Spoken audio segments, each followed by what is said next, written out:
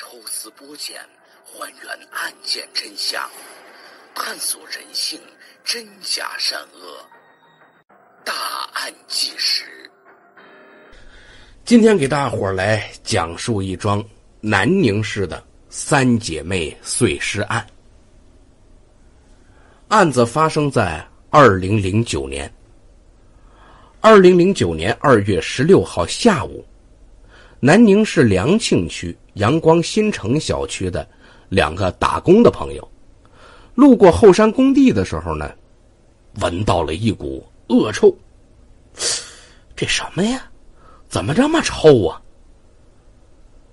他们走上这小山看了看，发现呀，山下边的水沟里散落着两袋东西。这臭味儿啊，就是从袋子里散发出来的。是越闻越不对劲儿，越看越不对劲儿。稍微看看这什么呀？这是，哎呦，原来呀，这塑料袋里边都是被切割掉的尸体碎块，赶紧报警吧！南宁市公安局良庆分局民警赶到了现场，一看这袋子里边果然是人体尸块。接着民警又陆续在附近发现了9个包装袋，里面都是尸块。把这些尸块进行拼接之后啊，确认是3具女性尸体。在此6天之前，有人报警说秦家3姐妹失踪了。警方通过比对，确定尸块所属的尸源就是秦家报失踪的秦氏3姐妹。一次杀死3人，而且全部进行了碎尸，在南宁市是前所未有的，在全国也属于很罕见的。南宁警方感到了此案的重大，将它作为2009年头号案件，并贴出悬赏通告缉拿凶手。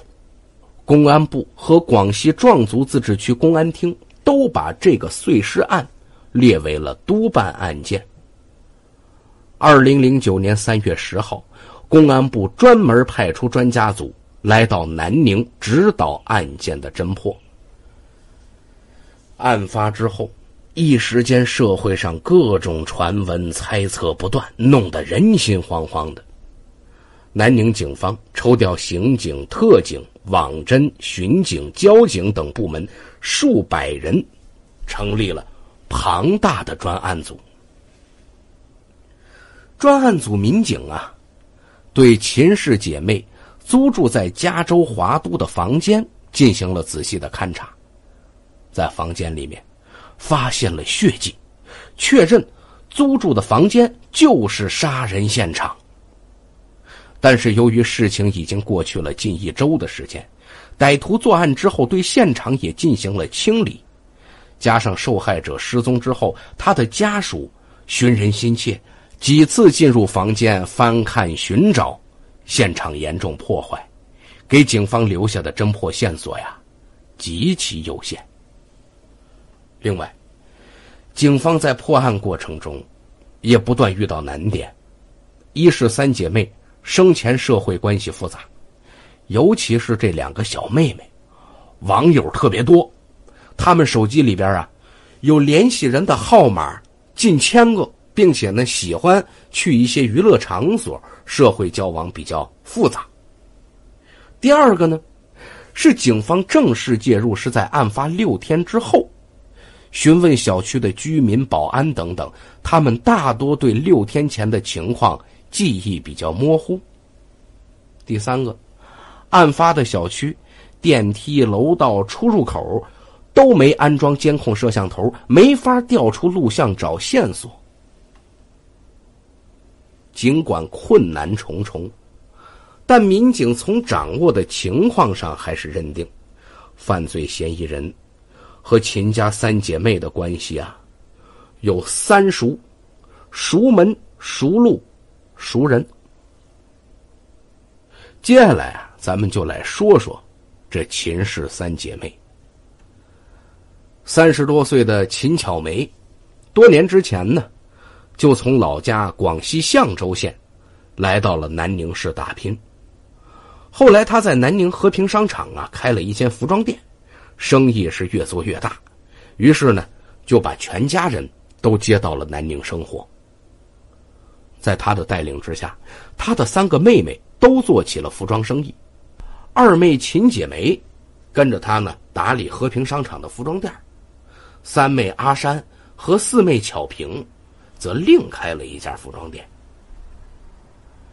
20出头的3个姐妹，不仅人长得漂亮，而且性格开朗，喜欢交际。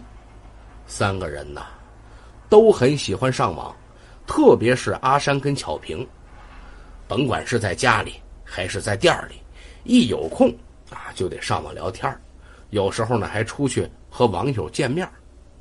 他俩也是娱乐场所的常客，有多家 KTV 的会员卡。漂亮又活泼的阿山跟巧萍呢，自然引来了众多的追求者。因此呢，时不时的就有男人到阿山和巧萍在大学东路加州华都小区租住的房里边去玩去，或者呢邀请他们出来玩。2月10号晚上，秦家4姐妹到他们在平田村的服装加工点跟爸妈一块吃晚饭。晚上8点左右，秦巧梅因为要去广州进货，就先回了亭红路的家。阿山、巧萍和父亲聊了一会儿天，说了说明天装修铺面的事儿，就也动身回去了。临走的时候，巧萍还对爸爸说呢：“爸，我明儿早上9点钟过来接你去铺面哈。”姐梅也叮嘱他们：“3妹4妹，晚一点我拿衣服到你们那儿洗，你们可别出去哈。”3妹4妹应酬着，高高兴兴的就出了门了。半个小时之后，2姐妹回到了租住房。她们在开房门的时候，一点也没有注意到斜对面的709号房门开了一条小缝，有一个人透过门缝悄悄地看着他们。2月11号一大早，秦氏姐妹的父亲在家里边等着闺女来接她。可是几个小时过去了，也没见到3妹4妹的身影。给他们打个电话吧。拨打他们的手机是关机的。他们的父亲就开始纳闷了，赶紧联系大女儿。了解3个妹妹生活习性的秦巧梅安慰父母说：“没事的，没事的，他们几个可能昨天晚上出去玩得太晚了，现在还没睡醒呢。”秦巧梅虽然觉得妹妹们不会有事儿，但这心里边也有点嘀咕。从广州打电话到她在和平商场的铺面，但是没人接听。她又打电话问旁边铺面的老板，说：“你家这铺面今天还没开门呢。”一直到了中午，都是这样的一个结果。他觉得不正常。为什么呢？因为2妹她不像3妹4妹那么贪玩，她很看重生意，没什么事儿的话绝对不会不开店的。秦巧梅这心里边是越想越担心，得了也甭出差了，赶紧回南宁看看去吧。12号上午，秦巧梅和家人一起赶到了3妹4妹在加州华都小区的住处。一到楼前，发现妹妹们的电瓶车还在呢。她是既感到心安，又感到揪心。这时候她就琢磨着，哎呀，是不是煤气中毒了呀？一家人急匆匆上楼，进了房间，却没发现妹妹们的踪影。床上的被子叠得好好的，电脑桌上还放着385块钱，屋里呢也没有翻动的痕迹。抽屉里银行卡和身份证都在，手机充电器也在。卫生间的抽风机还是开着的，洗衣机里边的衣服啊刚洗到一半，插头拔掉了。二妹拿来洗的衣服还原封不动放着呢。屋里的情景让一家人都大惑不解，他们琢磨着这是不是出去旅游去了呀？那也不可能啊，出去旅游不可能充电器还在，仨人都去怎么着也得开机呀。要不是出去旅游去，他怎么可能不在家呢？很有可能是二妹拿衣服洗的时候啊，正好碰上有人来约他们去玩去，三个人呢就一起出去了。可是再一想也不对呀，秦巧梅是越想越害怕，于是向南宁市公安局西乡塘分局五里亭派出所报案。民警来到房间里边检查了一番，也没发现有什么异常。2天过去了，3个妹妹还是没有任何音信。焦虑的秦巧梅决定向媒体求助。一时之间，南宁市各大媒体纷纷刊登了秦氏家人寻找3姐妹的寻人启事和报道。漂亮的秦氏3姐妹同时神秘失踪，成了大街小巷人们热议的话题，各种传闻猜测充斥着网络世界。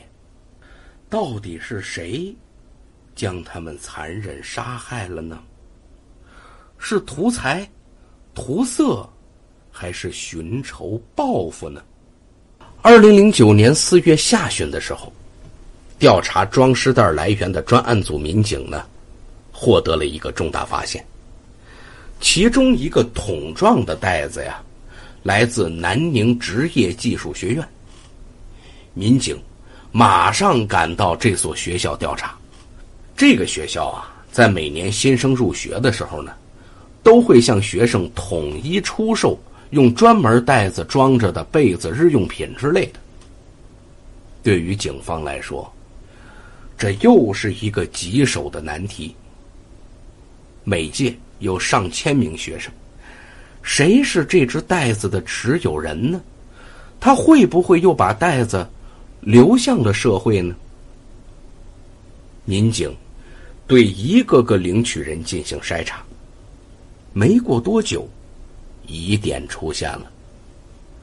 当民警查到一个名叫蓝新成的2004级学生的时候，民警问：这个学生现在情况如何呢？学校老师说：还不错吧，在学院附近的加州华都买房了。民警一听，加州华都正是案发现场啊。蓝新成24岁，广西大新县人。他呀生活在干部家庭，家境比较好，但是父母对他的期望和要求呢也比较高。2007年，蓝新成呢从南宁职业技术学院设计专业毕业之后，父母特地在加州华都小区给他买了一套住房，让他安心在南宁工作。可是蓝新成的工作总是不如意，从07年毕业之后，辗转几家公司，都是做了不久就被炒鱿鱼了，这让他很郁闷。2008年底，女朋友又和他分手了。从那以后啊，蓝新成特别的苦恼，3天2头的借酒浇愁，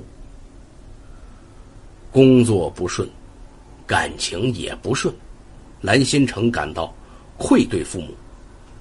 然而父母啊，还偏偏对他抱有着一个高期望值，期待他早日成家立业。每次他一回老家呢，都得对他的工作、爱情好好的盘问一番。他不知道如何回答父母，如何让他们满意，心里像压着一块大石头，压力没法排解。他呢，就都写进了日记里。有一篇日记是这么写的：爸爸妈妈，明天就要回家了，我很想你们，可是我却感到无形的压力，希望不要再问我有没有女朋友了。此刻我的心情复杂如麻，终于可以停下手上的工作，享受这个晚上了。突然很想喝酒，做个坏孩子，回来却委屈地哭了。爸爸妈妈知道为什么我会有压力吗？因为我不是好孩子，没有完成你们的心愿。我已经很努力地工作了，也学会不再那么任性，脾气也改了很多了，为别人多着想。可是这个社会不再像以前一样单纯。2009年2月3号，蓝新成结束了春节探亲，从大新县父母的家里边返回到南宁市加州华都小区的住处。想起回家期间，父母亲一次又一次地追问自己在南宁的工作和生活情况，蓝新成啊，不仅是愧疚，更是烦躁不已。苦闷无以排遣的蓝新成，他就开始窥视起斜对面的703号房间。前不久住进来的一对漂亮姐妹，哎呀，这姐妹俩每天都是快快乐乐的，笑声不断。蓝新成心里很不舒服，为什么他们天天那么快乐，我就这么苦闷呢？蓝新成的情况符合警方认定的嫌疑人3熟特点：熟门、熟路、熟人。专案组立即将蓝新成作为调查重点。其实在案件调查开始的时候啊，蓝新成作为加州华都的住户，也曾被列入排查范围。民警呢，也曾经找他问询过不下8次，但没能发现指向性的疑点，因此初查的时候没盯住他。外围调查的民警很快了解到一个信息：2月11号上午，蓝新成很晚才到他所在的公司上班，此后连续请假3天，行为反常。过了没多长时间，干脆辞职了。那么种种分析表明，蓝新成有重大嫌疑。4月25号下午，专案组民警在蓝新成的住房内将其带回刑侦支队做进一步审查。审查的民警呢，泛泛地问了一些情况之后，忽然问他：2004年开学的时候，你有没有在学院买过日用品呢？买过，是在外面小卖部买的。办案经验丰富的刑侦人员心里有数了。学院的本子上啊，记录着你是在学院里买的，为什么说是在外面小卖部买的呢？接着民警拿出抛尸现场提取的桶状袋，这是你买的袋子吗？蓝新成顿时就慌张起来。民警接着步步紧逼，蓝新成回答的破绽越来越多，最后他支撑不住了。不错，杀害秦氏3姐妹并且残忍分尸的就是蓝新成。蓝新成供认了自己杀害秦氏3姐妹并且分尸抛尸的犯罪过程。随后民警对蓝新成的住房进行检查，在他厨房的地面和墙上发现了大量的肉沫和血迹。蓝新成说呀，自从他见到漂亮的秦阿山之后，这心里边就起了邪念，他就开始谋划如何对阿山施暴。为此呢，他买回了绳子、胶布、尖刀，伺机作案。他还想出了通过拉电闸引诱阿山开门的办法。2月10号晚上，看到两姐妹回来之后，蓝新成决定实施罪恶的行动计划。等两姐妹关门之后，他走出房门，来到楼下，拉下了姐妹俩房间的电闸。忽然之间断电，阿山出来想看看究竟。他把门虚掩之后呢，就下楼查看。蓝新成趁机窜进屋里边，并且把门关上。巧平看到一个黑影冲进来，吓得正要惊叫，蓝新成拿着刀顶住他，威胁他说：“不许出声。”随即就把巧平给捆绑起来了。